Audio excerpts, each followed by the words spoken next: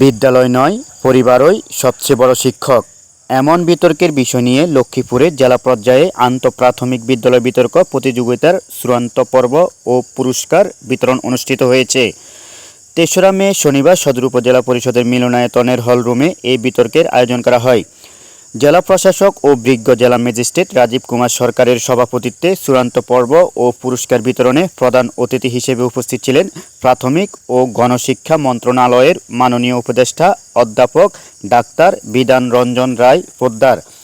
অনুষ্ঠানে বিশেষ অতিথি হিসেবে উপস্থিত ছিলেন প্রাথমিক শিক্ষা অধিদপ্তরের অতিরিক্ত মহাপরিচালক পিইডিপি ৪ মোহাম্মদ আতিকুর রহমান। অনুষ্ঠানে আরও উপস্থিত ছিলেন প্রশাসনের ঊর্ধ্বতন কর্মকর্তা ও বিতর্কের পক্ষ বিপক্ষ দলসহ পুরস্কার প্রার্থী, শিক্ষার্থী, শিক্ষক মণ্ডলী এবং অভিভাবকবৃন্দ। অনুষ্ঠানে বক্তারা বিতর্ক করার চেষ্টা ও বিতর্ক প্রতিযোগিতার সাথে থাকার জন্য উপস্থিত সবাইকে উদাত্ত আহ্বান জানান।